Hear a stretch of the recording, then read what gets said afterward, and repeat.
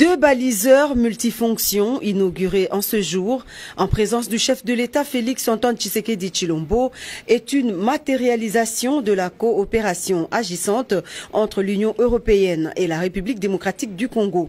Ces engins flambant neufs, fabriqués par une entreprise danoise avec l'appui de la main-d'œuvre congolaise, vont faciliter la conduite sécurisée des bateaux sur le majestueux fleuve Congo et réduire ainsi les accidents à répétition sur les eaux congolaises.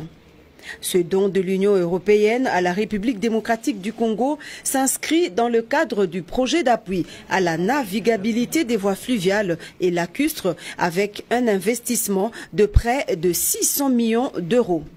Un honneur pour la République démocratique du Congo, pays accessible à 3/4 de possibilités par voie fluviale. Les 2 baliseurs, mesurant chacun 35 mètres de longueur, 10 mètres de largeur et plus ou moins 1,80 m de creux, vont permettre l'amélioration des conditions de navigabilité du fleuve Congo et de ses affluents, estimés à 1735 km pour le fleuve Congo et 607 km pour la rivière Kasaï.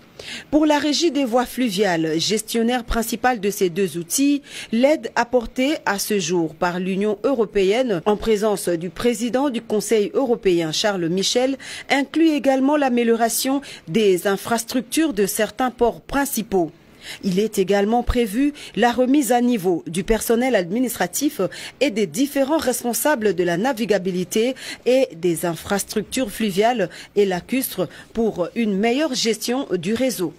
Voilà qui justifie l'appel du DG de la RVF pour la mise en place d'un fonds d'entretien des voies fluviales et navigables par le gouvernement Sama Lukonde. Le ministre des Transports et Voies de Communication indique que ces 2 baliseurs viennent renforcer les capacités opérationnelles de la RVF dans la sécurisation du réseau fluvial et lacustre de la République démocratique du Congo afin de faire de nos cours d'eau des artères, mieux des avenues, dans le but de désenclaver les voies de navigation congolaises. Viendra enfin le moment tant attendu, la coupure du ruban symbolique par le chef de l'État Félix-Antoine Tshisekedi Tshilombo, qui avait à ses côtés le commissaire européen Charles Michel, le Premier ministre Sama Lukonde, le ministre des Transports et Voies de Communication Chérubin Okende et plusieurs autres officiels congolais, ainsi que de quelques ambassadeurs et chefs des missions diplomatiques des pays membres de l'Union européenne.